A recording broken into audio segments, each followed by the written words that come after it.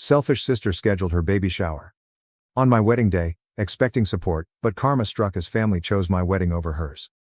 I've come here to vent because I'm angry about the incident that happened a few days ago. The fact that my older sister, Portia, 30F, has a lot of main character energy irritates me in every manner.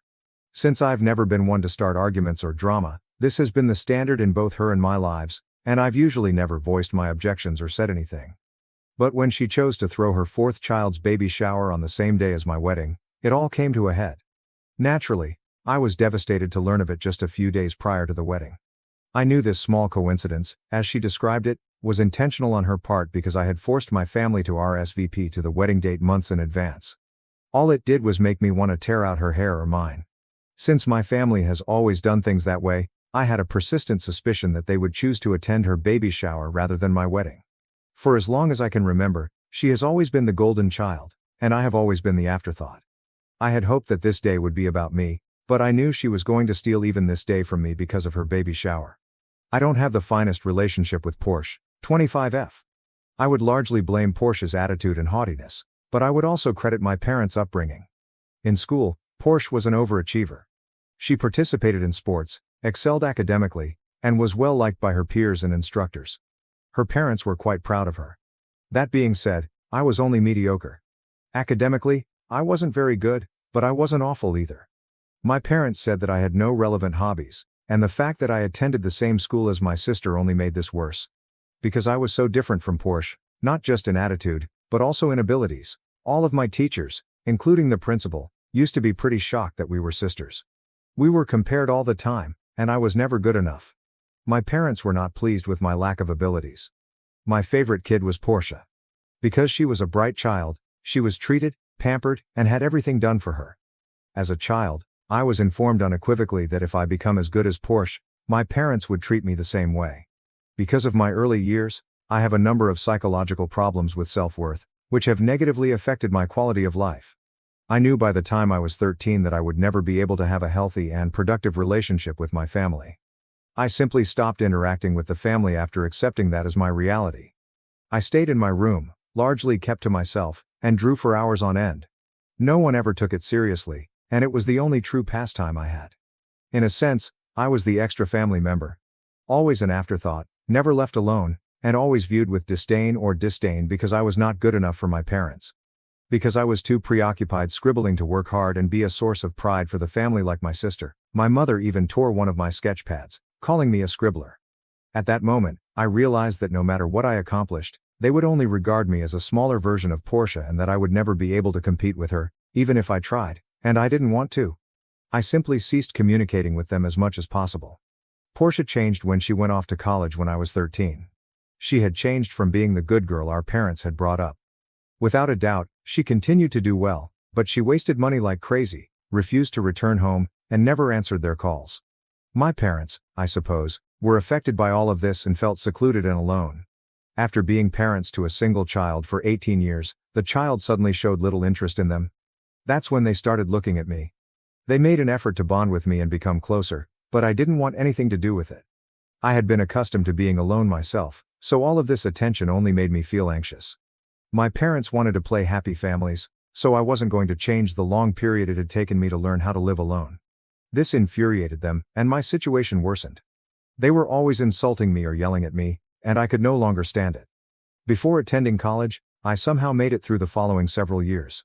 Since then, I haven't had much communication with them. I can say that all of that doodling paid off because I have a degree in animation. I'm doing well for myself and got a decent job right out of college. I feel even more smug about the whole situation because this is not what anyone, especially my sister and parents, anticipated of me. Over the past 2 to 3 years, they have made numerous attempts to contact me in an attempt to become closer to me and other such things, but I have consistently graciously turned them down. I am more than content with the small family I have created for myself and no longer feel the need for them in my life. I reside with our adorable dog, Emma, and my fiancé, Edward, 29 months. I don't want them to interfere with my wonderful life, friends, or social circle.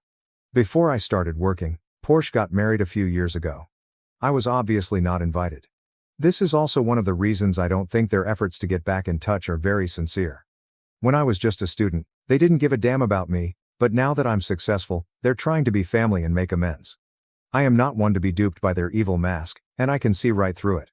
I suspect that they are merely trying to reconnect with me in order to take advantage of me. She got pregnant immediately after graduating from college, had a shotgun wedding, and has never received a dime since because Porsche doesn't work.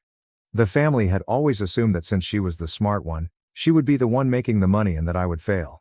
They are attempting to patch things up so that I can be their cash cow now that there is no chance of her giving them any money. Since the day I was born, my parents have been like this. My extended family has improved significantly. Throughout my childhood, my Aunt Rachel, who has constantly criticized my parents for their partiality, was like a mother figure to me. Naturally, these accusations were strongly refuted, but over time, the entire extended family learned the truth. They have encouraged me to maintain minimal communication, and no one has put much pressure on me to mend fences with my relatives. Up until around 3 months ago, my mother experienced a pretty significant health crisis. The diagnosis was difficult, and she spent weeks in the hospital. Since then, her quality of life has suffered greatly, and the doctors have stated that it will take a long time for her to get back to her previous state, if she ever does. My aunt claims that this served as a wake-up call for my mother. She cried for me, her baby, the whole time she was in the hospital. Since we had little to no communication for a few years, I wasn't informed about her health problems right away. However, a week after the incident, my aunt called to inform me that my mother was very ill and had come to the understanding that she had not treated me well. My mother has been crying non-stop since that day, pleading with me to contact her again because she knows she will die soon and doesn't want that to happen before I give her another chance to be a decent mother. I had struggled with this because I knew in my heart that my mother's desire to make amends stemmed solely from her need to avoid taking the blame for mistreating her own kid. It had less to do with me and more to do with her remorse. However, I was also aware that I would regret not speaking with her or at the very least getting in touch with her again. So, after giving it some serious thinking and receiving a lot of encouragement from my aunt and my fiancé, I made the decision to try it again and contact her. For us, it was emotional. She shed many tears and apologized profusely, but I simply told her to forget it and that I no longer wanted to discuss or interact with her about it. My father and I didn't speak for more than a few words since he wanted to be polite and is too proud to own his mistakes. During this brief reunion, Porsche was not present, and I later learned that this was at our mother's wish. During our conversation, Mom had strongly disputed Porsche's presence, and I've heard she was really upset about it, but she was unable to stop it. And now for the real thing. After the first few meetings, I must admit that I did not have much time for my mother because I was so busy with all of my wedding preparations. I could have, but I also wanted some leisure and was too stressed out from the heavy workload. Even after our alleged reconciliation, my parents were angry that I had not included them in the wedding planning process or assigned them any of the customary responsibilities that the bride's parents are expected to fulfill. Even though my mother was unhappy about the whole thing, she decided to ignore it, which is when I started to think that perhaps she was truly sorry. In contrast, my father was furious that he would not be the one to accompany me down the aisle. He even gave me a call to let me know that I was making him look like a bad father in front of everyone, so he was thinking of skipping the wedding. I informed him that nothing had returned to normal, particularly between us, even after everything had. He was also allowed to do anything he chose, which included not going, if he thought this was too offensive. That immediately silenced him, and he remained silent thereafter. I didn't communicate with her at all during this period regarding Porsche. She indicated that she would be attending, and I had just sent out the invitations. I reasoned that there was nothing else to discuss with her. But I was going to have a big surprise. My cousin Lena called me in a panic 2 weeks prior to my wedding. She told me that she was speaking with Porsche, and that Porsche had asked her to attend her baby shower in the same city, on the same day as my wedding, at a location she had reserved an hour away. It seems that she was phoning folks to the baby shower without really sending out invitations because she was afraid I might hear about it. Lena said that she was positive and that some other family members had already received the invitation when I asked her whether she was certain about it and if she might have been wrong. Additionally, she was allegedly making a big deal out of it, claiming that she wanted everyone to come because this was her and her husband's last child and that it mattered even more to her. I was incensed when I learned. I questioned her whether this was real over the phone right away. She claimed that she believed it was the greatest way to incorporate our enjoyment because she knew she wouldn't be able to bring the whole family together until after my wedding. I should be happy that her baby gets to celebrate and attend my wedding in spirit, she stated. Since she did it on my wedding day, not even a day before or after, I told her that she was insane and a spiteful witch. I also reminded her that she should have inquired or notified me if she truly had good intentions. Just 2 days before my wedding, I was learning about it from someone else, which revealed to me what she was planning to do and how insane she was. She informed me that she was free to celebrate her baby whenever she pleased, that I had no right to call her names, and that I had no control over the date or what other people chose to do. She asserted that I had no authority to prevent guests from attending her baby's shower or traveling to my wedding if they so desired. I hate to confess it, but I had a full-blown mental breakdown and was completely at a loss for words. I simply couldn't handle the facts and was inconsolable. Even though he was angry, Edward, who was with me, knew just what to say. We made the decision that everyone we had invited would receive a note. We made an effort to appear as kind as we could, and the message said something like how we discovered that the dates had conflicted. Although we were pleased for Porsche, we were aware that some of our guests would have to choose between going to the baby shower and the wedding. Additionally, we informed them that we were not in the mood for any more drama with only 2 weeks left until the wedding and asked them to confirm their attendance with my maid of honor. The wedding is where I would see them. I instructed my maid of honor to record everyone who confirmed their attendance so that we could modify the catering and other arrangements appropriately. We would simply go to the courts and be married if everyone decided to come to the baby shower. Although it may seem like an exaggeration, I was certain that most people would prefer to attend her baby shower over my wedding because I had been ignored my entire childhood. I'm happy I was shown to be mistaken. I asked Zara, my maid of honor, 2 days prior to my wedding, if anyone had confirmed what the current situation was. She simply assured me that everything was under control and that I shouldn't worry about it. I still didn't know how many people had left me for Portia, so her response was not at all reassuring. She simply told me to relax and that she would handle everything. I was shocked to see nearly every member of my family who I had invited on the wedding day, with the exception of Portia, of course, my father, who I had presumed, and my paternal aunt and her family. My mother, who is not the kind to do things without my father, was one of the people who made it, which surprised me greatly. The actual wedding proceeded according to plan, and I must admit that I was relieved my father wasn't attending. He would have created needless drama and pouted the entire time. I was therefore rather relieved that he was not there. Portia, however, was unable to tolerate this affront against her, especially since she was not accustomed to it. I noticed Dad and Portia arriving at the location as my ceremony was nearing to a conclusion and everyone was leaving for lunch. Zara stood up and prevented them from entering the building before I could say anything. Even though I couldn't fully understand what they were saying, I could tell that they were arguing and that the argument was becoming more heated by the moment. Portia even attempted to force her way inside at one point, and Zara did her best to keep her out, but my dad also forced through, and their combined might was too great for her. She burst into tears like a pampered child the moment Portia entered. It was real crying, like a baby, not just a few stray tears here and there. Seeing it was so repulsive and unpleasant. I was embarrassed because she was acting in such a way in front of Edward's family, our friends, and our co-workers, even though I knew my family was aware of her shenanigans. She insisted that I should have had the grace to postpone my wedding when I knew she was throwing her baby shower, and that everyone had come to my wedding rather than her final one. Before I could respond, Rachel claimed that she was the one who had stolen the wedding date, which I had decided upon months prior. She would have been the one to move her baby shower to a different day if she had any common sense. Portia glanced at my dad for support because she didn't anticipate being called out in that manner, but he was strangely silent. At that point, Portia boldly asserted that although marriages fail frequently and that I might marry again, she was definitely not going to become pregnant again. I wanted to slap her in the face because I was so angry. At the time, I was shocked that she had the audacity to imply that my marriage might fail on my wedding day. By that point, I'd had enough and told her to leave the stadium immediately. I also informed her that she already had 3 children and that, given everything she has done since leaving college and spending all of Dad's money, there was no assurance she wouldn't continue to pop out. I interrupted her as she began to yell, telling her that she was a terrible person who only ever considered herself. I told her that I felt bad for her children since they had such a bad mother. She quickly stopped talking after that and began crying once more, but I couldn't stand it. She was physically hauled out of the venue by Zara and another friend of mine.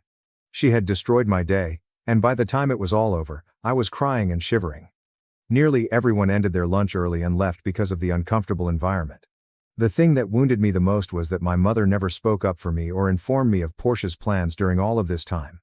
Therefore, in my opinion, her reconciliation was a phony and an act because, even though she had the opportunity, she still failed to treat me fairly.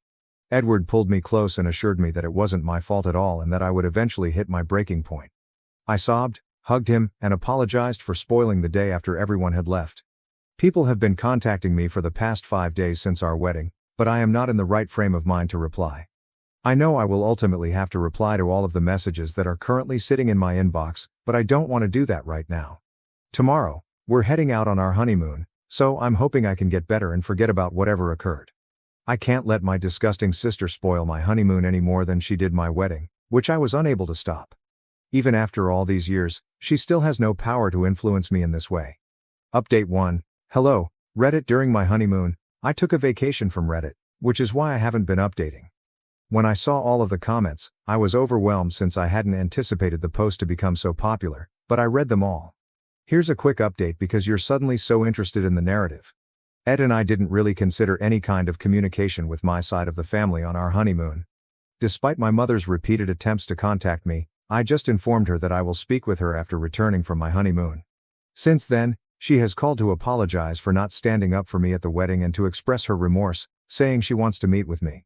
She knew about the baby shower but chose not to tell me, so I explained that this was about more than simply the wedding. She said she hoped people would attend my wedding over the baby shower anyhow and didn't want me to be sad. I informed her that she had once again demonstrated her unreliability, particularly with regard to my sentiments and emotions, and that her presumptions did not justify what she had done to me. She apologized again, but I urged her to stop contacting me and that I needed some time apart from her. I told her that she had chosen to re-enter my life in order to show me that she was sorry, even though she attempted to use the "I'm sick" excuse. Her actions, however, have demonstrated the opposite to me, as she still chooses Porsche before me, even if it means ruining one of the most significant days of my life. I felt terrible for tearing into her as she was sobbing uncontrollably, but I knew I couldn't allow her to run all over me once more. I couldn't let her return with her similar antics and ruin everything because it had taken me years and years to feel mentally safe. I informed her that although I would be contacting her, I would do it at my own pace and that I did not want her to put any pressure on me to start dating her because it was obvious that she was not ready. I believe she thought she could use victimization to get me to give in, but when that didn't work, she handed the phone to Dad, whom I had no desire to speak to. I hung up the phone as soon as I heard him on the line. I blocked him when he wrote me a lengthy text that I didn't even bother to read. Other than that, I only received texts from family members expressing their regret that Porsche had attempted to overshadow me at my own wedding and essentially offering their support and sympathy. Even if I haven't answered them all, I will. Overall, the whole experience has made me feel a lot better, and I'm happy that I've broken off contact with my mother once more. I don't want my parents to destroy the family I've created for myself, and I don't have the energy to cope with them. Update 2. It's obvious that the drama is still going on, even though I had assumed it had ended. Jake, the spouse of Porsche, showed up at my house last night. I called him inside because he appeared rather forlorn and I didn't have the courage to turn him away. He apologized to me right away, claiming he was unaware Porsche had been plotting this. That's when I remembered that I didn't see Jake at my wedding for the entire episode. When I asked him what he meant, he explained that she had demanded that the date be changed because he had really scheduled Porsche's baby shower for a week after my wedding. She also explained to him that she wanted to hold the baby shower on the same day as the wedding because I hadn't invited them. He disagreed, saying that since we had been apart for a while, she shouldn't have been anticipating an invitation in the first place. He claimed that he would have been shocked if I had invited them and that he never tried to get clarification from me since he thought it was reasonable that I hadn't.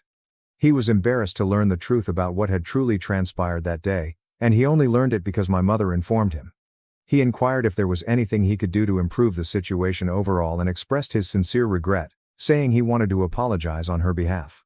I informed him that his wife was an adult who was capable of accepting responsibility for her own conduct and that he had no need to apologize because he was not present. I told her that if she didn't apologize, it didn't mean anything and that she needed to learn to accept responsibility for her actions. I thanked him for getting in touch and assured him that I had nothing against him and that he seemed like a wonderful man. Although I think it was kind of him to visit and speak with us, his wife's actions still stand. To be honest, I am aware that I will not forgive her even if she were to apologize in the future. Now that she has dug her grave, she can rest in it. Update 3. Jake and Portia are on the verge of getting a divorce. It seems that they had been at odds for a while, and her actions at my wedding were the final straw. She has been running around accusing me of being the cause of her divorce, but I suppose that everyone has had enough of her shenanigans and is no longer prepared to put up with her self-pitying rant. It had been made clear that this would only be a temporary arrangement, but the last I heard, she was going to move in with Mom and Dad.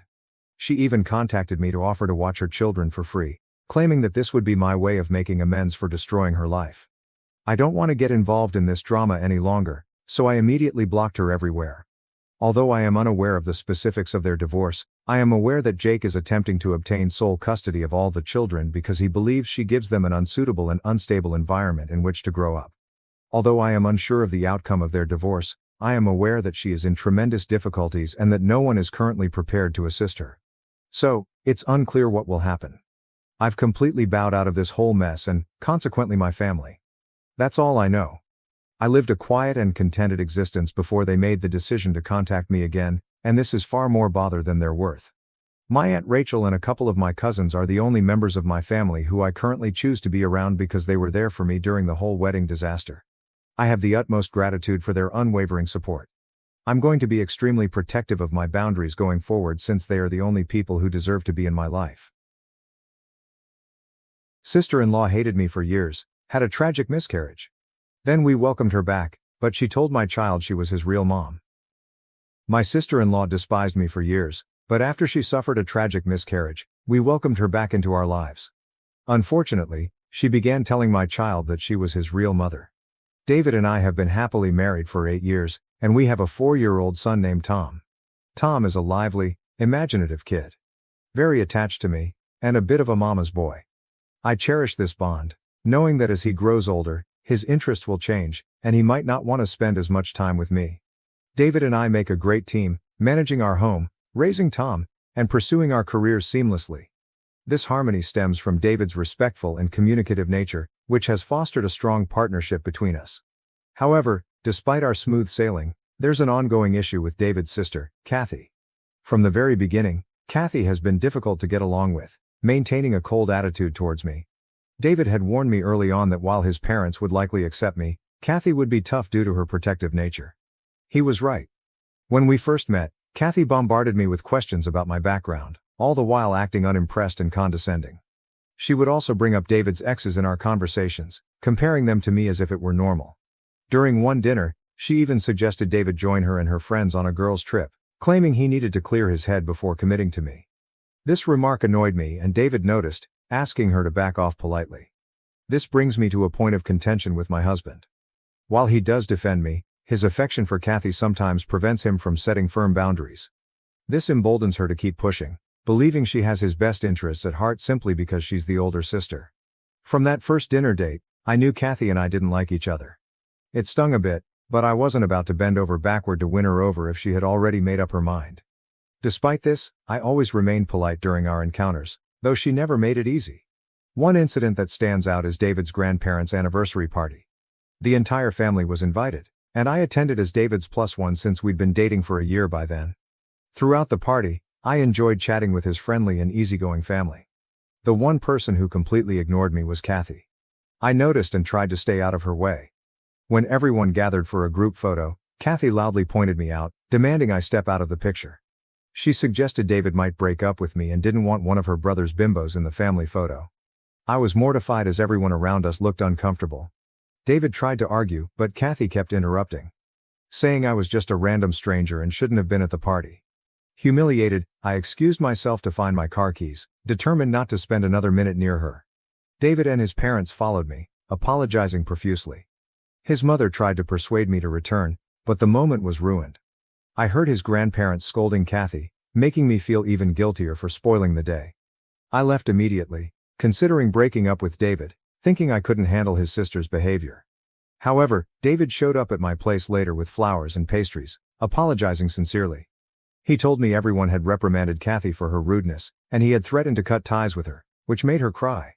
David expressed his frustration with his sister's antics and reassured me he didn't want anything to do with her anymore.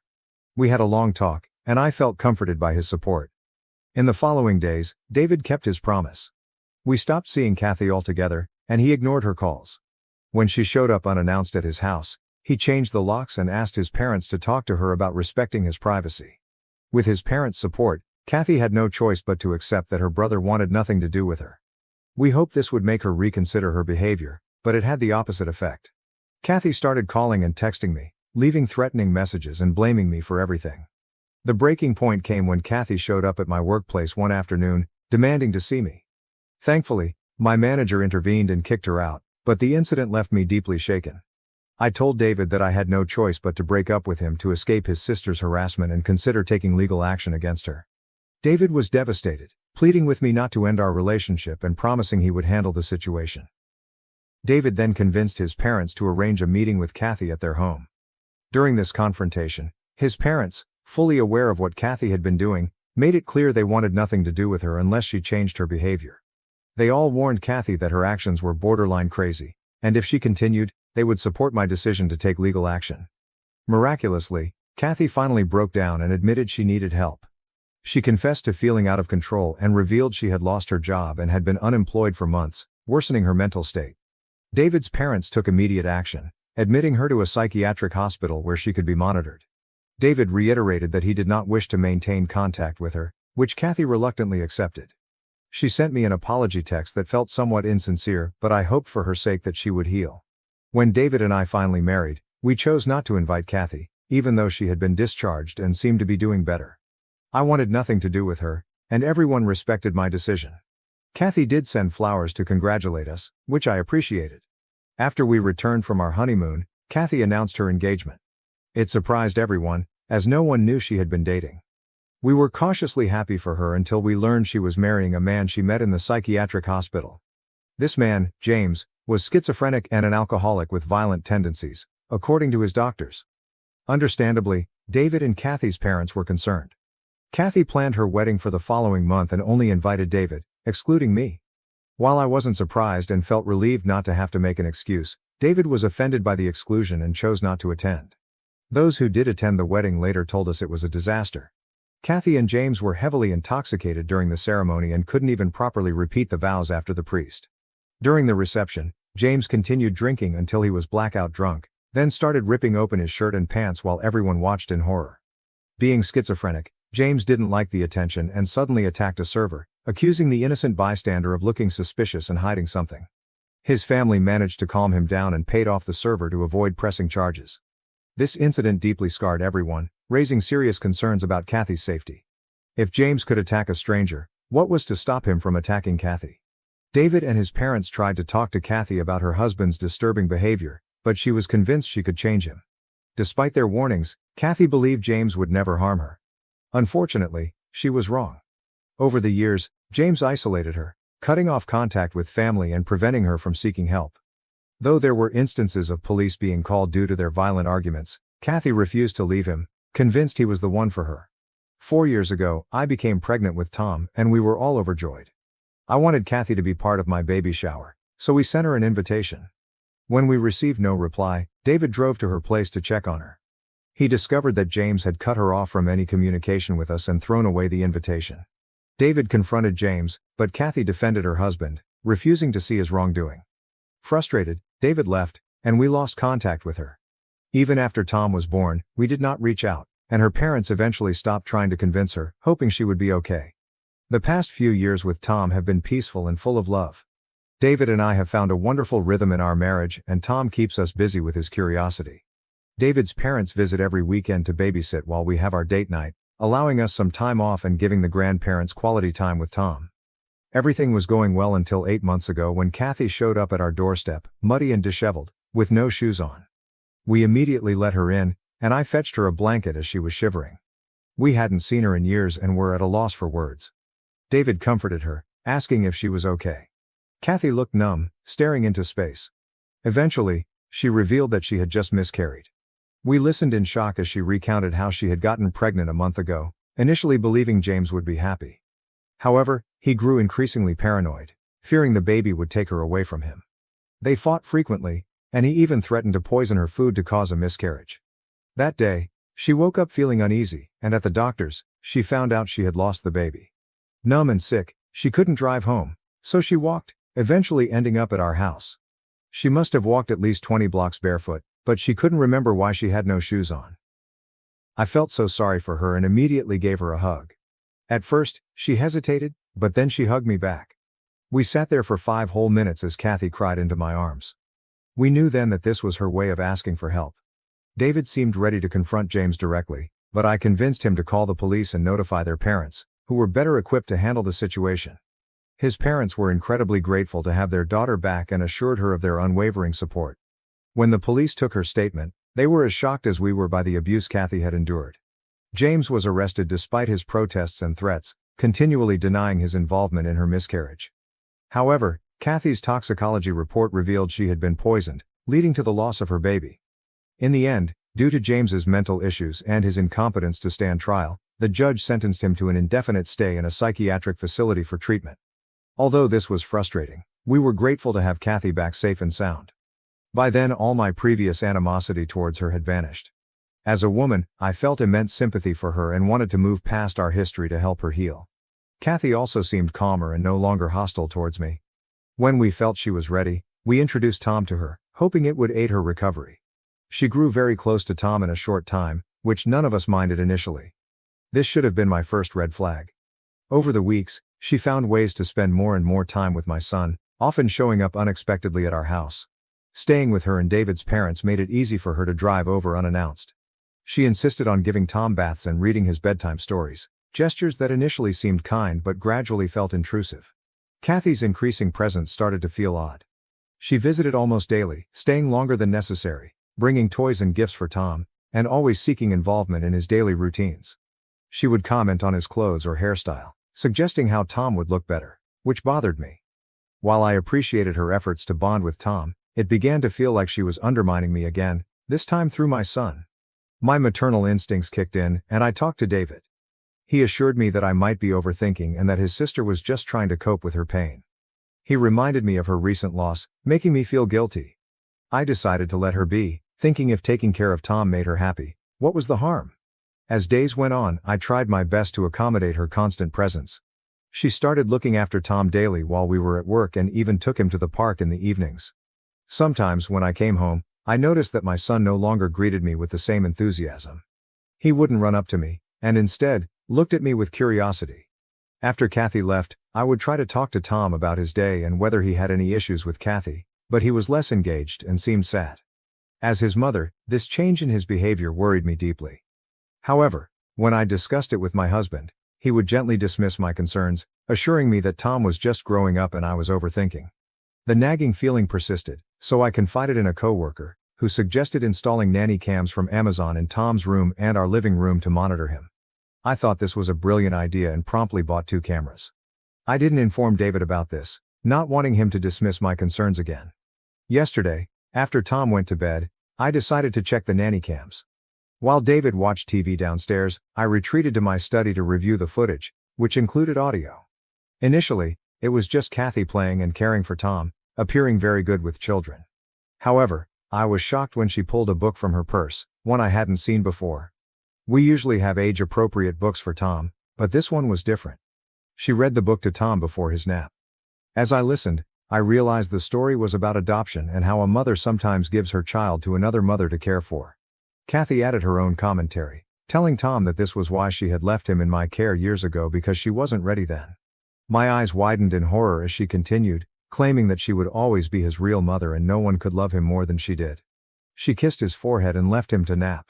My hands shook with anger as I realized what she had been telling my son, causing his strange behavior. This poor child must be feeling incredibly confused. I was ready to confront David and demand that Kathy never be allowed in our home again, but I held back. Instead, I decided to take a day off to spend with Tom and understand what Kathy had been telling him. When I informed Kathy that she didn't need to babysit, she reacted anxiously, insisting that she loved spending time with Tom. I firmly told her to back off, wanting a day alone with my child. David asked if I was okay, and I reassured him that everything was fine but that I needed a break. Later, I took Tom to his favorite park, and we spent the day playing, eating pizza, and laughing. I wanted him to feel safe before broaching the conversation about what his aunt had been telling him. He got a bit quiet. I reassured Tom that he wasn't in trouble and that he could talk to me about anything. That's when he opened up. He told me how Kathy had been trying to convince him for weeks that she was his real mother. Though he didn't truly believe it, she also told him that I would eventually leave him because only real mothers love their children. Her insistence made him scared to ask me about it, fearing I might actually kick him out. He said he loved me and didn't want to go live with Kathy. Hearing those words broke my heart. I stared at his tear-streaked face, seeing a small and vulnerable child instead of the joyful and playful boy I knew. I knelt down, gently took his hands, and assured him that everything would be okay. We would get through this together. I hugged him tightly, feeling the weight of his fears and pain. I felt like a failure for not protecting my son from this psycho. I promised him that he had nothing to worry about and that David and I would take care of it. However, my son then told me that David already knew about all this. I asked what he meant and he said, "I asked Daddy, and he knows about this, but he told me not to tell you anything." My blood ran cold as I realized that my husband, despite knowing what his sister was up to, had chosen to protect her instead of our son. He knew everything. I couldn't let my son be around these people anymore. I didn't want him to be confused and frightened about his own mother. I was his mother, and it was my job to protect him from this. I quickly drove home and packed our bags. I told my parents we were coming over and that if David asked, we would say I missed them and wanted to spend time with them. Luckily, my parents are very supportive and immediately said yes. As I write this, I've already explained everything to my parents, and they are as shocked as I am about what Qley has been telling my son. David did call when he came home to an empty house, but I tried to sound normal, telling him I needed a break from our place and work. He sounded curious, but I assured him I'd stay with my parents for just a few days. We rarely fight, so I guess he didn't think much about it even though my behavior must have seemed strange to him. I am so conflicted right now. I have no idea what to do. How should I confront this situation? Am I the asshole for distancing my son and me from my husband's crazy sister? Update 1. Wow, I woke up to over 600 comments on my post. I can't believe so many people on Reddit have come across my story. I used fake names throughout, so hopefully, none of David's family members will realize it's about him. To those criticizing me for not talking to my husband first, I assure you, I would have if my son hadn't already tried to talk to David.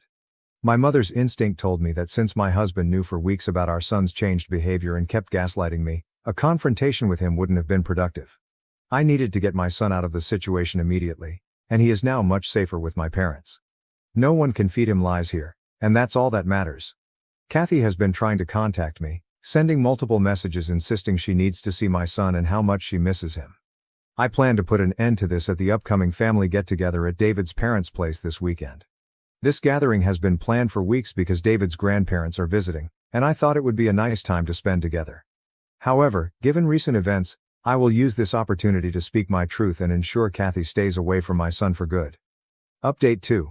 I'm back with an update. I finally confronted David as planned during the family get-together. I was so nervous beforehand, but I decided to bring the nanny cam recording as proof. To cut to the chase, I called out Qley in front of everyone during lunch. She looked shaken and tried to laugh it off as if it wasn't a big deal.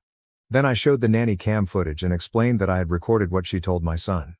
I watched the color drain from her face as I sent the video to the family group chat for everyone to see. Her parents were horrified as they watched her try to convince my son that she was his real mommy. Next, I confronted David and told him how he failed to protect our son. My husband looked really guilty but tried to justify his actions, saying he didn't think much of it and thought it would help his sister cope with her grief. He felt torn between supporting his sister's recovery and telling me about it, ultimately choosing to keep quiet. I told him that because of his actions, I no longer trusted him and couldn't let our son be around him or his family. For the first time in a long while, I saw my husband break down in tears, but I stood firm. I made it clear that I couldn't let my son grow up in a family where his father refused to stand up for him to protect his mentally ill sister. David and Qley's parents and grandparents apologized to me and assured me they would make sure Qley stayed away from our son. Qley looked utterly humiliated but didn't have the decency to apologize. David kept trying to justify his actions, but I ignored him. I left shortly after the confrontation, feeling that my work was done and wanting nothing more to do with any of them. Update 3. I see some of you are confused about my decision, so I wanted to clarify. Yes, I plan on divorcing my husband. I know many of you suggested giving David a second chance since this wasn't entirely his fault, and I agree that he is a good man. However, being a good man doesn't automatically make him a good father. Just because we never had issues doesn't mean he was a good father to Tom. He should have addressed this from the beginning when our son came to him with doubts, instead of spending weeks trying to cover it up and gaslighting me. Both Tom and I can't trust him anymore. I welcomed Qley back into my life with open arms after what she went through because, as a woman, I felt sorry for her. But in the end, she proved why I never liked her in the first place. I understand that Qley's abuse was extremely traumatic, but that doesn't mean our son should have to suffer for it. She is an adult with mental issues, and although we thought she had improved, she clearly hadn't. However, what really surprised me was my husband. The fact that he prioritized her mental well-being over our son's shows why he should never be around Tom. He was always such a supportive husband, and I thought I could trust him, but his actions regarding Kathy have shown otherwise. I promise that from now on, I will protect my son no matter what.